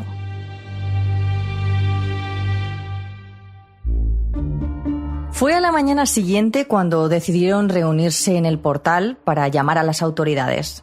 Estaban a pie de calle, hablando sobre cómo abordar el tema, cuando un vecino del edificio de al lado frenó en seco al escuchar de qué hablaban. Al parecer, él también lo había escuchado, y no era el único. Sus vecinos del bloque también. Mientras compartían su versión, otros vecinos de los edificios colindantes se quedaron a escuchar y, sorprendentemente, ellos habían tenido experiencias similares. Es decir, ya no hablamos de eventos paranormales en una única casa o en un edificio, sino de varios edificios de un mismo barrio. La policía fue uno de los primeros cuerpos oficiales en presentarse en la casa. Para ese momento ya eran varias decenas de vecinos los que se congregaban a las puertas del número 7 de la Plaza del Esparto, diciendo que ellos también escuchaban esos ruidos y que sentían cosas que no podían explicar. Como es normal, esto empezó a llamar la atención de la gente local. Cada vez eran más los curiosos que se paraban a ver cómo la policía investigaba el edificio de arriba a abajo y tomaba declaración a todos los afectados. Lo que comenzó como una anomalía doméstica terminó siendo un problema de orden público donde acabó interviniendo hasta el gobernador civil, lo que hoy entendemos como subdelegado del gobierno de la provincia de Valencia. La situación empezó a tomar una relevancia tal que el 8 de julio de 1915 las autoridades llegaron a cortar el acceso peatonal que daba a la plaza. ¿El motivo?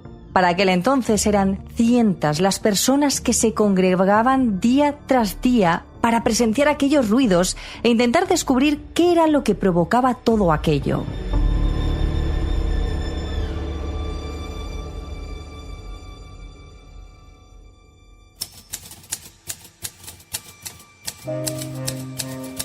Los periodistas fueron los siguientes en acercarse a la plaza. Venían de todas las partes de España, de todo tipo de periódicos. Todos querían conocer de primera mano la noticia y dar la exclusiva en su medio. En los periódicos empezaron a referirse a este caso como el Duende del Esparto o también como la casa de Tócame Roque, en referencia a una popular historia sucedida en Madrid entre los siglos XVIII y XIX, donde dos hermanos, los hermanos Roque, estuvieron discutiendo durante mucho tiempo. ¿Cuál de los dos se quedaba con la herencia al no estar nada claro en la escritura? Prensa local como Las Provincias o Levante estuvieron informando del incidente en sus páginas, pero también prensa de otros lugares como El Heraldo de Madrid y otros muchos más. Este caso pasó a ser uno de los temas más importantes a nivel nacional durante varios días.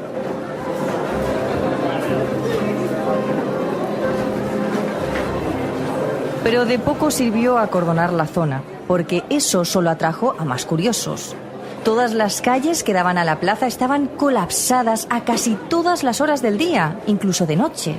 Tal fue el caos que, llegado el momento, se desplegaron más de 40 agentes por la zona para aumentar la vigilancia y realizar inspecciones exhaustivas dentro del edificio.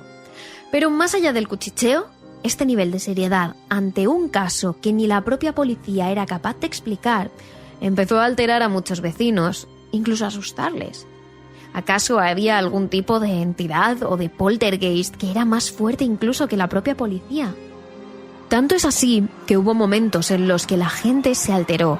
Empezaron los gritos, los insultos, las peleas, y la Guardia Civil tuvo que intervenir también. De hecho, 5 de estos agentes acabaron heridos después de haber sido apedreados por varios alborotadores durante las cargas policiales. Hubo disturbios masivos con batallas campales entre los curiosos y las fuerzas del orden, que cada vez se veían más incapaces de controlar a la multitud y a su vez intentar entender qué es lo que estaba pasando en aquel edificio.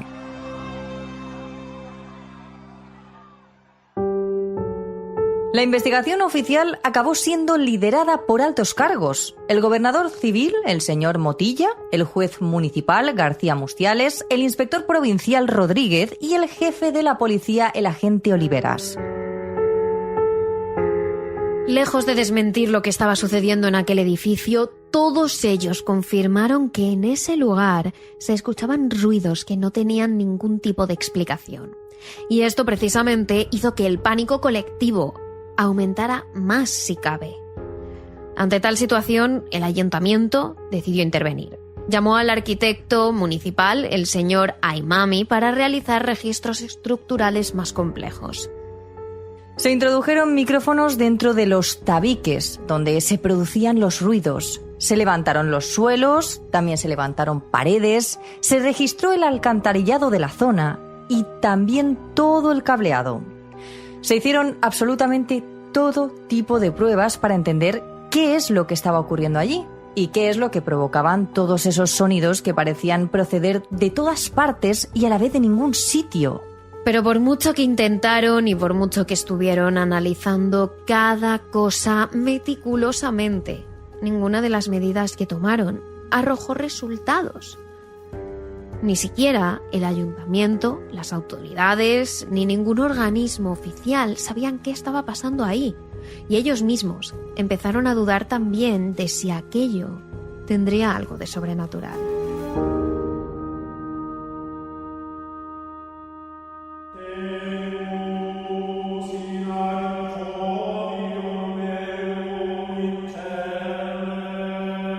La gente tenía tanto miedo y estaba tan desesperada que la mayoría optaron por aferrarse a la fe. Los vecinos más creyentes comenzaron a organizar ceremonias religiosas con la idea de conseguir hacer cumplir la voluntad de la entidad a la que atribuían todas estas manifestaciones. De la misma manera, las iglesias de la zona comenzaron a realizar misas para ahuyentar a los fantasmas y tranquilizar así a la población. Incluso un espiritista llamado Maximiliano Tous se acercó al edificio número 7 para realizar allí una sesión de espiritismo. Llegados a este punto, hasta las propias autoridades accedieron y le dieron paso para que pudiera llevar a cabo su sesión. Duró apenas unos segundos. El espiritista consiguió contactar con una entidad, una energía muy potente que respondió de forma brusca, y no le aclaró nada del porqué de los continuos golpes.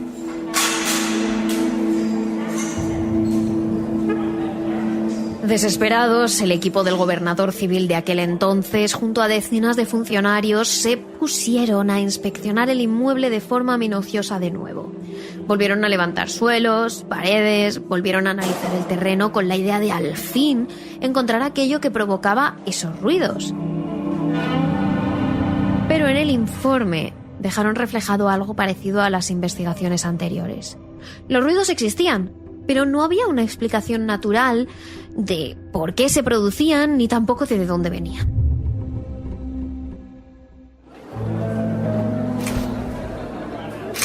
Toda esta situación obligó a los agentes a mantener la zona acordonada durante un tiempo. Las cafeterías y comercios ubicados en la plaza se empezaron a quejar. No podían recibir clientes y llevaban días sin ingresar nada de dinero. Las familias que vivían allí tenían que atravesar los cúmulos de gente que se agolpaba en los límites de las zonas acordonadas para acceder a su casa. Y la familia Colmenero, que al fin y al cabo fue la que empezó a escuchar todos los ruidos y la que contactó con las autoridades, estuvo meses sufriendo acoso mediático.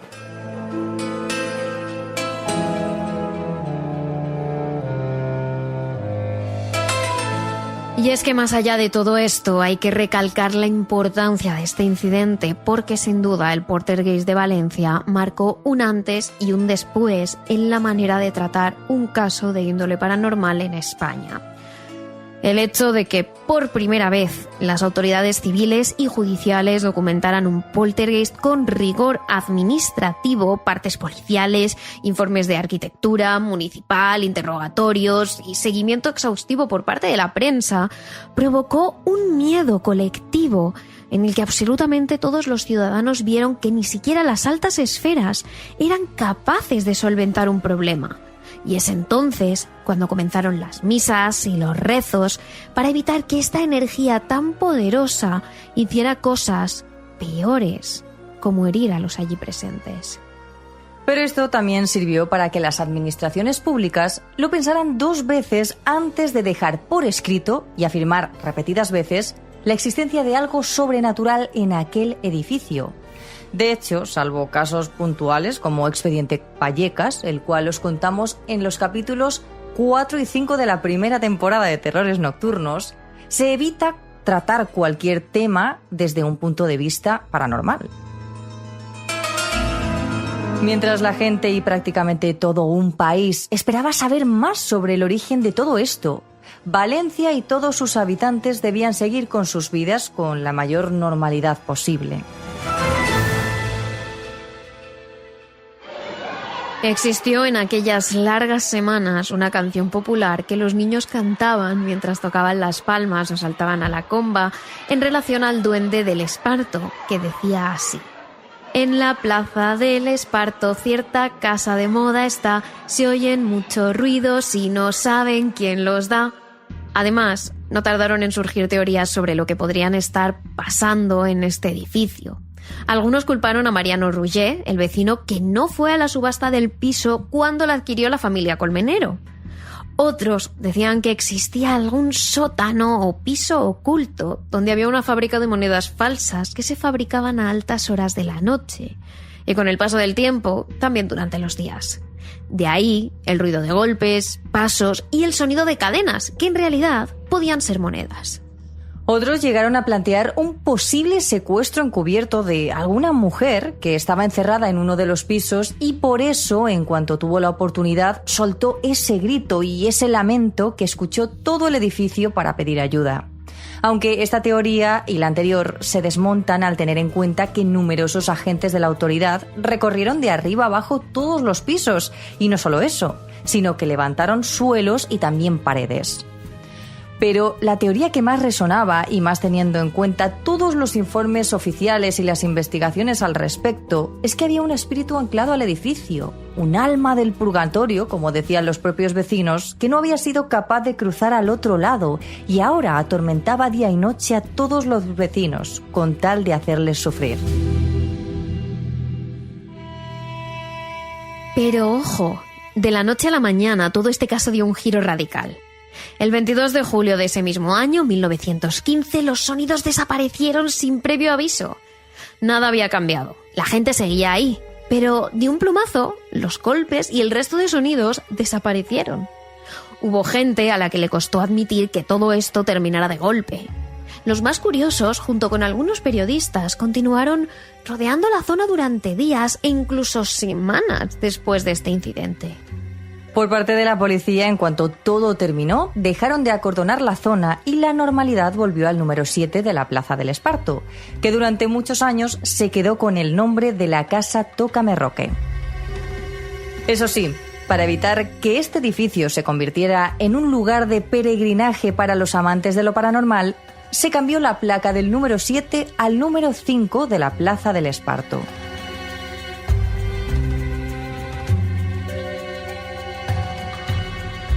Poco más se supo de la familia Colmenero tras el incidente. Al parecer no tardaron en mudarse y dejar de nuevo aquel piso vacío durante un largo periodo de tiempo, porque con la historia que tenía, nadie quería comprarlo. Años después, los inquilinos que han vivido allí aseguran que en alguna ocasión sí que han llegado a escuchar ruidos extraños procedentes de todas partes y a la vez de ningún sitio. Y una vez más, jamás se supo la causa. En las investigaciones posteriores que se han hecho al respecto, los expertos y los aficionados al misterio coinciden en que probablemente se tratará de un fenómeno poltergeist. Los ruidos violentos, los golpes, las vibraciones y el movimiento de objetos sin causa visible señalan directamente un fenómeno de estas características. Si a esto le sumamos la presencia de hijos adolescentes, no solo en la familia Colmenero, sino también en la de otros vecinos del edificio, se baraja la posibilidad de una telequinesis inconsciente provocada por el estrés de toda esta gente y la enorme atención mediática. Aunque aún hay más.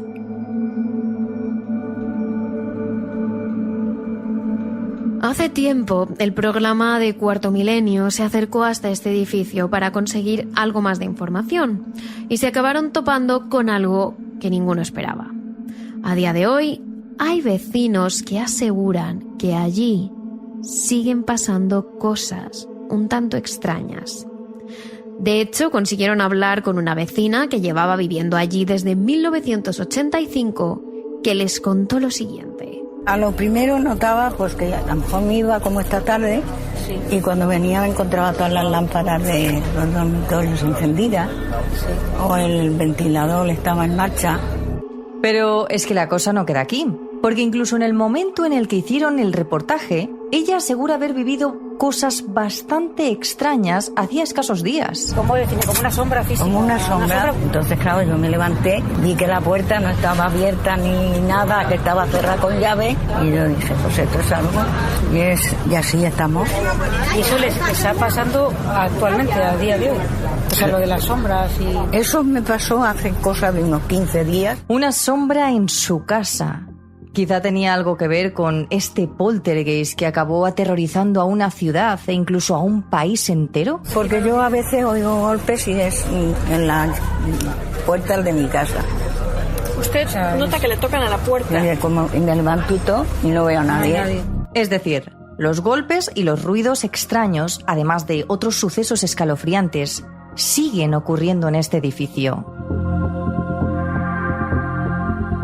Esta es la verdadera historia del primer poltergeist registrado en España, que además provocó la intervención de diferentes organismos públicos que corroboraron que así era y por consecuencia causó un miedo atroz en la población.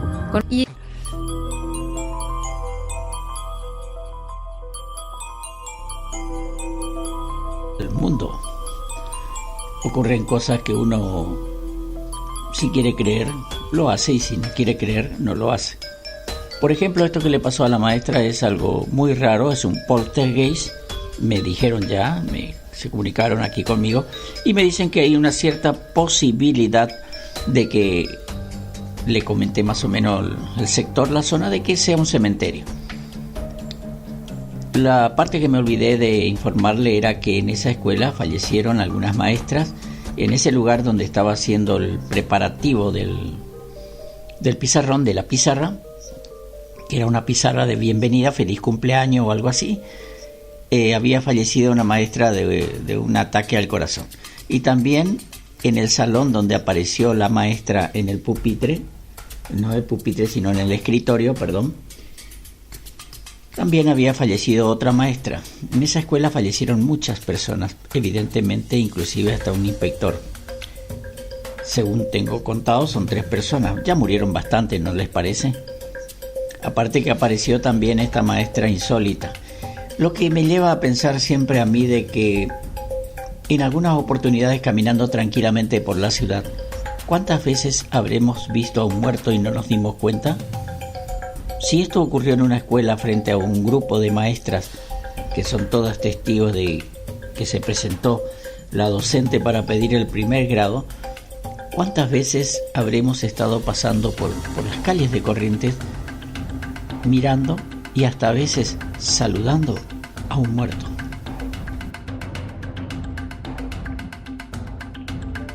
Esta historia pasó hace unos años en la Ruta 6 entre las localidades de Frías y Choya, en Santiago del Estero, y es algo que, por lo que sé, pasa más de lo que uno imagina, y por más que uno no tenga explicación, no tenemos más que aceptarlo, porque nunca sabemos cuándo nos puede pasar algo así de increíble.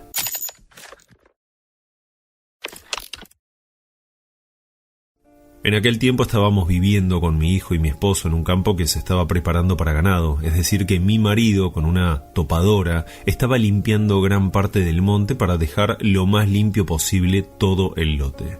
Fue así que una tarde veo a lo lejos que se estaba formando una tormenta bastante importante y mi esposo aún no venía. Él intentaba trabajar la mayor cantidad de horas posibles para terminar el trabajo cuanto antes y pasar, lógicamente, al siguiente.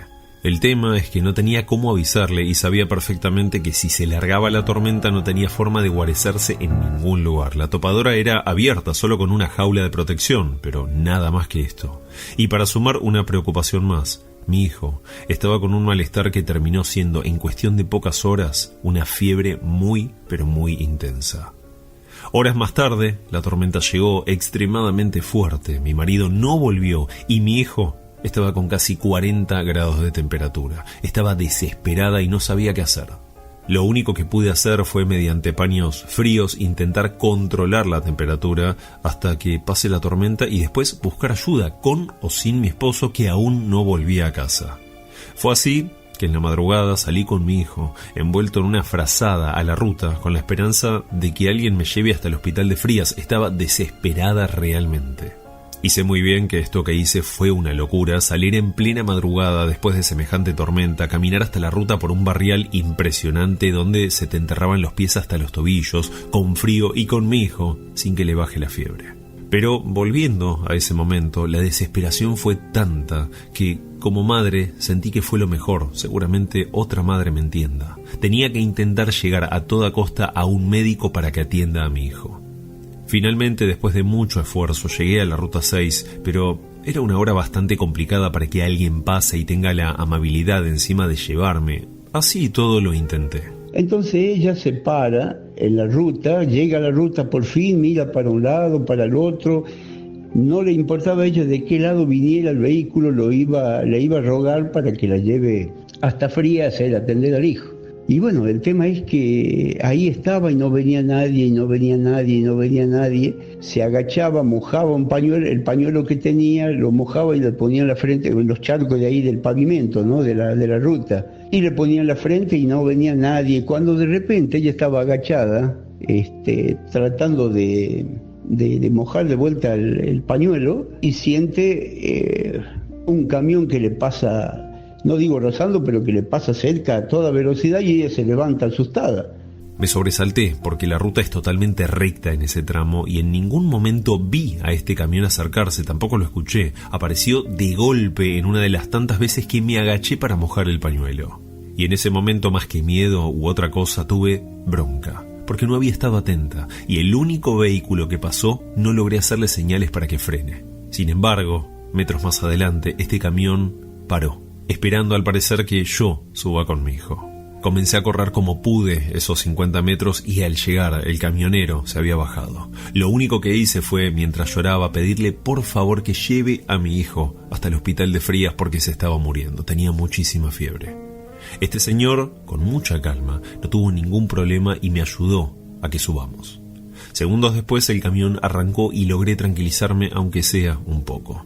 Este hombre me pedía que me tranquilice porque mi hijo iba a estar bien y que en minutos solamente lo iban a estar atendiendo. Esto lo repitió varias veces y con una calma increíble. Más o menos eran unos 23, 25 kilómetros, así que era relativamente un trayecto corto, aunque, claro, con la desesperación que tenía me resultó una eternidad. Llegamos al hospital, pero como era un camión no podía ingresar al predio, así que me dejó en la entrada del nosocomio. Le pedí a este hombre que me acompañe, que entre conmigo, pero se negó. Y dijo que vaya tranquila, que se quedaría ahí esperando novedades, pero que por favor me mantenga en calma porque todo iba a estar bien. Lo más extraño de todo esto fue que unas enfermeras reciben a mi hijo, me preguntaron si yo estaba bien porque me vieron mojada, embarrada, había perdido una zapatilla en el barro, era un desastre. Yo les dije que sí y que había llegado gracias al camionero que me trajo, estaba ahí en la entrada, atrás mío. Pero ellas, con una cara de intriga, me preguntaron de qué camionero estaba hablando, porque atrás mío no había nadie, ni el hombre parado, ni mucho menos el camión enorme rojo en el cual habíamos llegado minutos antes. Resulta que nadie vio llegar al camión, tampoco irse, ni siquiera los de la caminera que estaban a unos 30 metros, a quienes les pregunté después, porque mi intriga fue gigante. Y la pregunta que siempre me hice fue, en primera instancia, ¿cómo fue posible esto? Que un camionero me lleve por casi 25 kilómetros para salvar a mi hijo y así como así, desaparezca. Por otro lado, me pregunto también quién es y por qué se apareció aquella madrugada. Lo que sí tengo claro fue que sin su intervención mi hijo hoy no estaría vivo.